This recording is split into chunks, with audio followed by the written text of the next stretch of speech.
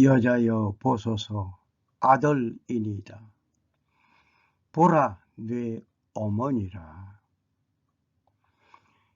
예수님께서 자기의 어머니와 사랑하는 제자가 곁에 서 있는 것을 보시고 자기 어머니께 말씀하시되 여자여 보소서 아들이니이다 하시고 또 그 제자에게 이르시되 보라 네 어머니라 하신데 그때부터 그 제자가 자기 집에 모시니라.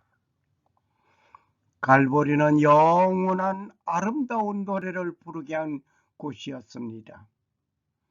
갈보리 산 위에 십자가의 주님을 바라볼 때 하나님의 크신 사랑이 보여지는 것입니다. 예수님은 죽어가면서 베푸시는 그 효성이 있습니다.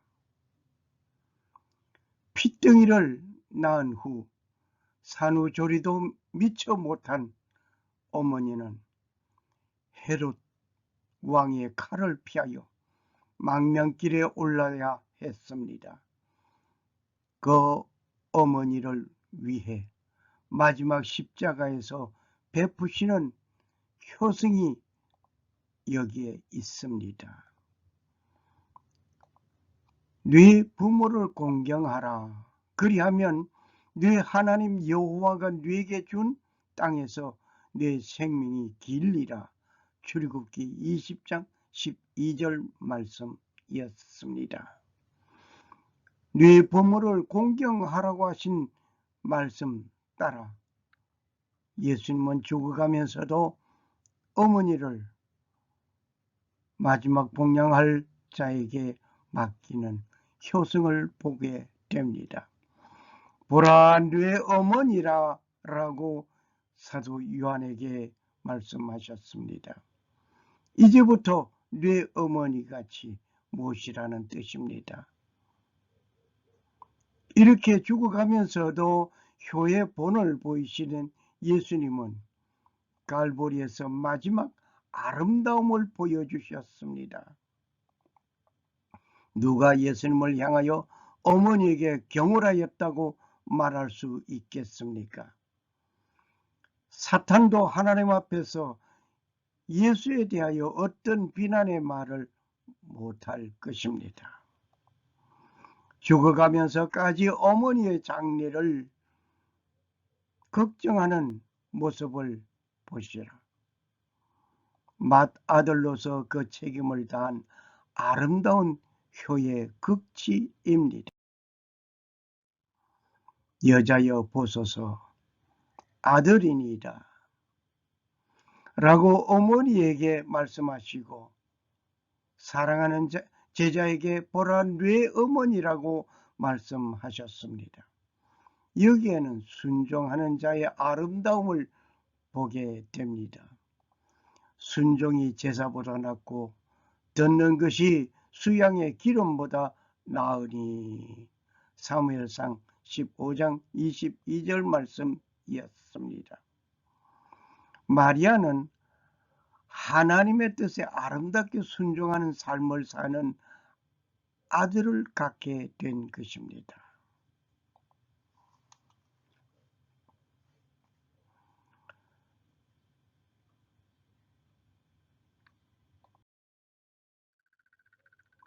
예수님께서 겟세마네 동산에서 아버지여 만일 할만하시거든 이 잔을 내게서 지나가게 하옵소서라고 기도하였던 예수님이었습니다. 마태복음 26장 39절을 보시면 잘 알 수 있습니다. 간곡한 부탁의 기도였습니다. 십자가의 처형이 어떠한 것인지 잘 알고 계시는 예수님, 이 가혹한 처형을 피하고 면하고 싶은 심정은 솔직하게 표현한 것입니다. 그러나 그는 그러한 나의 원대로 마옵시고 아버지의 원대로 하옵소서라고 그 자신의 뜻을 접는 모습을 곧 이어서 바로 봅니다. 예수님의 이러한 기도는 순종의 산물이었습니다.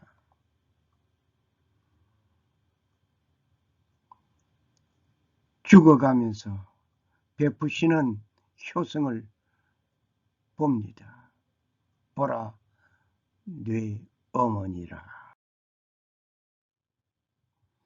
구약 성경에서 이스라엘의 초대왕 사울은 순종할 때 왕으로 추대되었음을 우리는 잘 알고 있습니다. 이 사울의 이름의 뜻은 희망이다 입니다. 사무엘상 9장 1절 2절을 참고하시면 되겠습니다. 이스라엘 왕국 시대의 첫 번째 왕 주전 1020년에서 1000년, 자기 아버지가 기스에 잃어버린 나귀를 찾아 나왔던 사울이었습니다. 사무엘을 만난 그는 사무엘로부터 기름 부음을 받게 됩니다. 사울이 대답하여 가로되 나는 이스라엘 지파의 가장 적은 지파 베냐민 사람이라고 고백하였습니다. 나의 가족은 베냐민 지파 모든 가족 중에 가장 미약하지 아니하나이까? 라고 그는 겸손하게 말을 합니다. 사무엘상 9장 21절을 청가하시기를 바랍니다. 사울은 왕으로 뽑혔을 때 행구 사이에 숨은 겸손한 사람이었음을 또 사무엘상 10장 25절에서 27절을 봅니다. 사울을 향하여 멸시와 비소의 말이 있어도 그는 잠잠하여 겸손하였던 사울을 봅니다. 백성의 고통 소리를 듣고 그는 순종하여 나가 암몬 사람 나하스를 향하여 군대를 모아 나서게 했던 일도 있습니다. 사무엘상 11장 6절에서 11절을 참고하시면 되시겠습니다. 사울은 이렇게 순종과 겸손의 사람이었음을 우리는 보았습니다. 네 자손을 하늘의 별과 같이 번성하게 하며 이 모든 땅을 네 자손에게 주리니 네 자손으로 말미암아 천하 만민이 복을 받으리라. 창세기 26장 4절 말씀이었습니다. 아브라함이 복을 받게 된 것은 순종하는 믿음의 사람이었기 때문입니다. 순종하는 믿음의 사람, 결국 복의 근원이 된 것입니다. 이는 아브라함이 내 말을 순종하고 내 명령과 내 계명과 내 율례와 내 법들을 지켰음이라. 창세기 26장 5절 말씀이었습니다. 아브라함이 하나님의 말씀에 순종하고 하나님의 명령을 순종하고 하나님의 계명과 율례를 법도를 지켰습니다. 그로 인해서 아브라함은 복의 근원이 되었습니다. 아브라함이 이런 창대한 복을 받았습니다. 오늘 여러분도 이런 창대한 아브라함의 복을 받기를 원하십니까? 하나님의 말씀에 순종하지 않는다는 것은 모순입니다. 아브라함이 이런 창대한 복을 받은 것처럼 아브라함이 이 창대한 복을 원한다면 하나님의 말씀에 순종해야만 합니다. 하나님의 말씀에 순종하지 않고 이런 복을 받겠다고 하는 것은 모순이라 말입니다. 순종의 삶. 다시 말을 하면 순종하기 싫으면 복종이라도 해라 라고 저는 말하고 싶습니다. 순종이 명령에 거부하는 말없이 순수하게 따르는 것을 말한다면, 복종은 내가 원하지 않는 내용이 있고 내 뜻과는 상반되는 일이 있어도 싫지만 마지못해서 명령에 따르는 것이 복종입니다. 이 말은 나의 견해입니다. 하나님께서 말씀하시면 yes 할 수 있는 여러분과 내가 되어져야 되겠습니다. 이스라엘의 초대왕 사울은 순종할 때 왕위에 올랐지만 불순종함으로 하나님의 버림을 받았습니다. 불순종은 교만에서 오는 산물입니다. 이 교만은 제 스스로 잘난 체하며 겸손하지 않고 뽐내어 방자히 말하며 하나님을 의지하지 않고 제 힘으로 살겠다는 것을 불순종이라고 봅니다. 오늘 어떻습니까? 하나님의 말씀에 yes 할 수 있습니까? yes 하는 예스맨이 되시기를 주의 이름으로 축원합니다.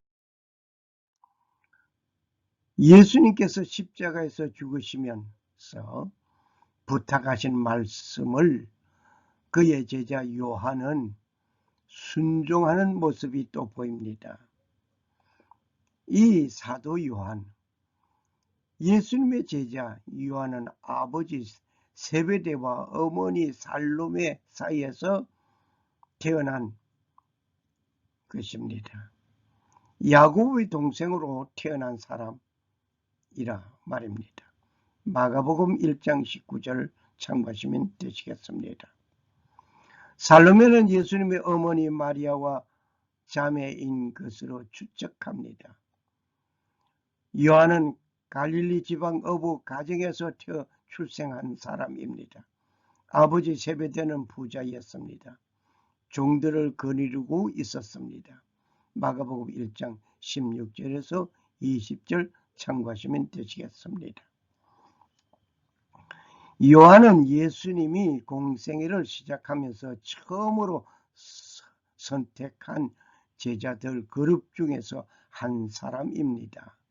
먼저 시몬 베드로와 안드레를 선택하신 후 조금 더 길을 가시다가 아버지와 함께 그물 손질을 하는 요한과 야고보를 제자로 부르신 것입니다. 오늘 주님의 부름을 받고 순종하는 여러분과 나의 삶이 예스맨으로 살아가시기를 축원합니다. 요한은 세례 요한의 제자로 있다가 예수님의 제자가 된 사람으로 보입니다. 요한복음 1장 35절에서 39절을 참고하시기를 바랍니다. 요한은 예수님과 함께 있는 동안 야고보와 함께 우리의 아들이라는 별명을 얻을 만큼 성격이 급한 사람이었습니다. 마가복음 3장 17절, 누가복음 9장 54절을 참고하시기 바랍니다. 요한은 최후 만찬상에서 예수님의 품에 의지하며 누울 정도로 예수님의 총애를 받았던 제자 중 한 사람이었습니다. 요한복음 13장 23절을 참고하시기 바랍니다. 또한 요한은 빈 무덤을 직접 목격한 사람이었습니다. 요한복음 20장 1절에서 10절을 참고하시기 바랍니다.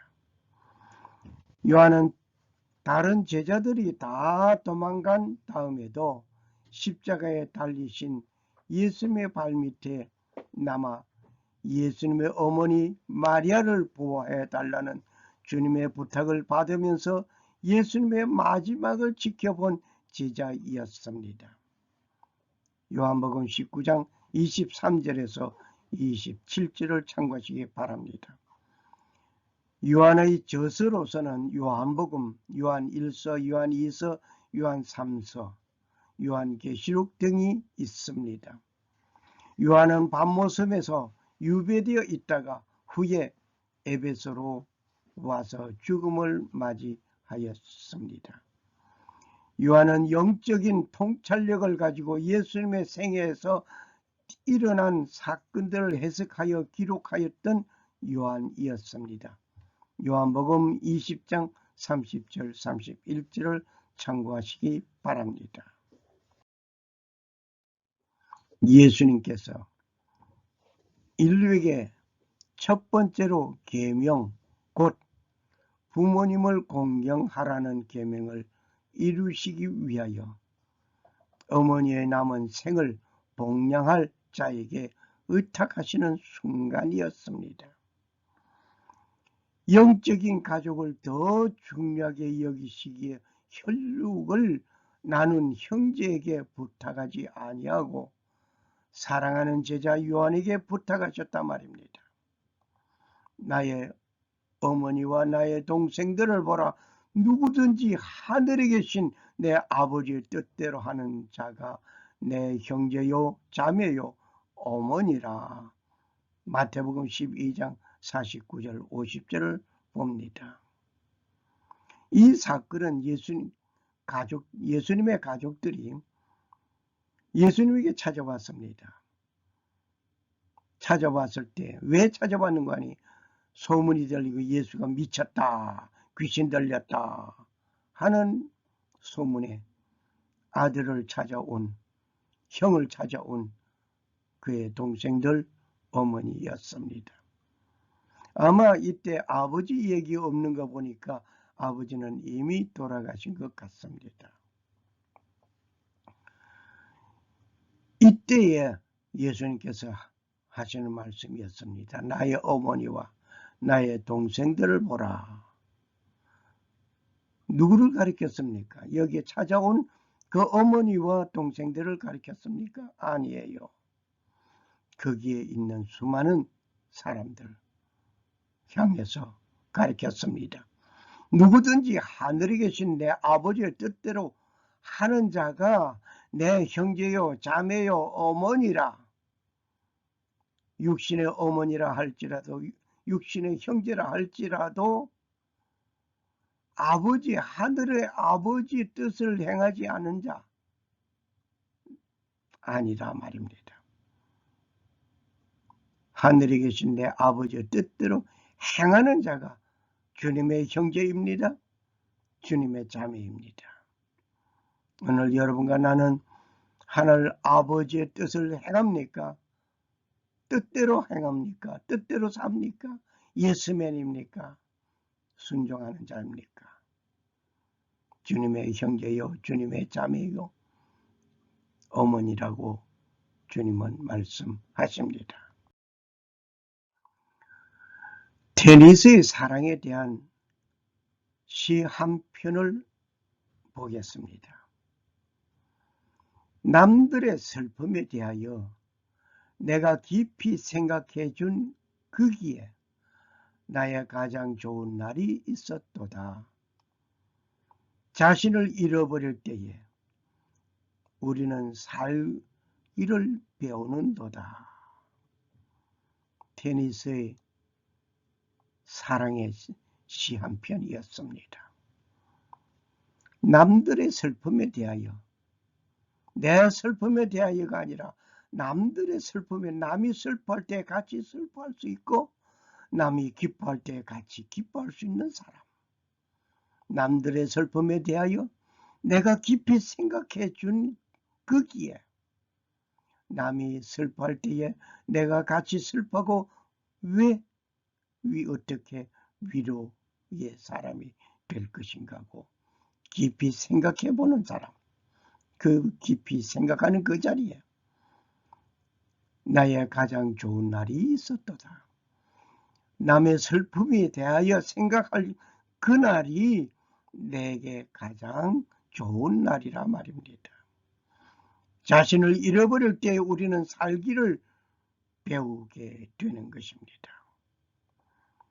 인간은 사랑에서 진정한 생의 힘을 발휘하는 것입니다.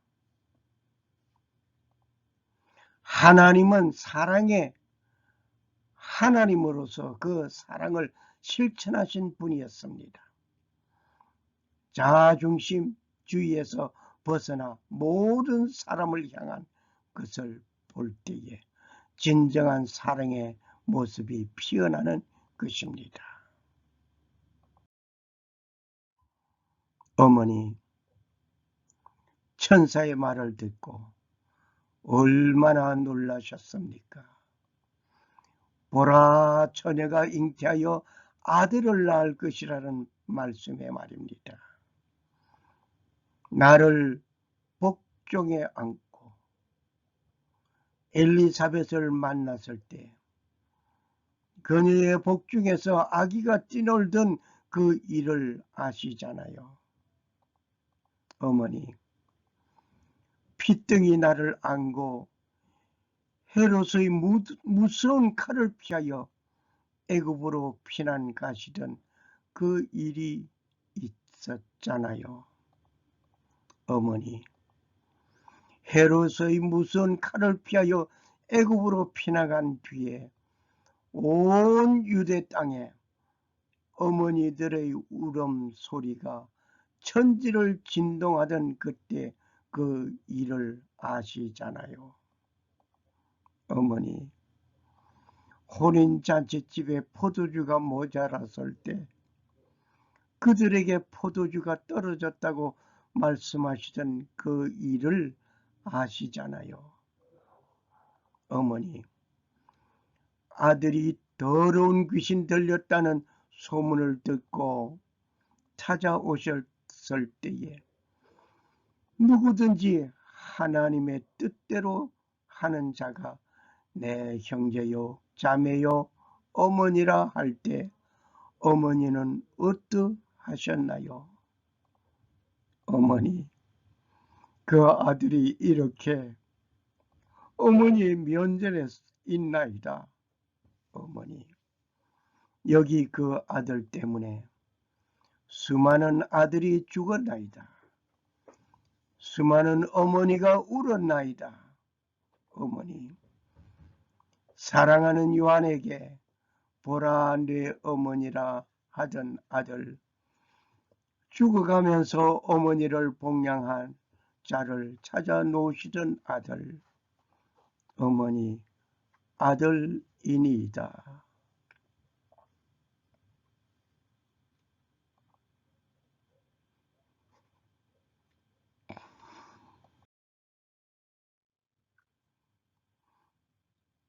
나는 스스로 온 것이 아니요 아버지께서 나를 보내신 것이니라. 요한복음 8장 42절 말씀. 아버지께서 보내신 보냄을 받은 자 그가 오셨습니다.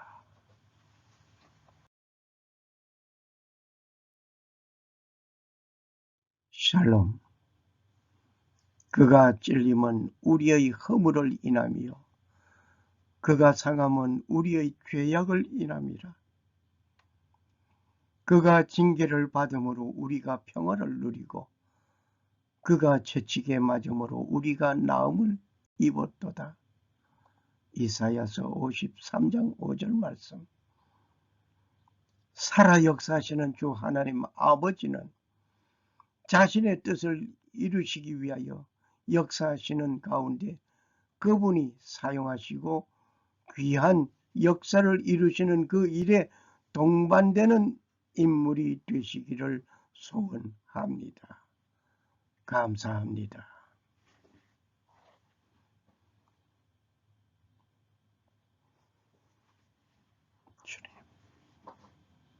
주님.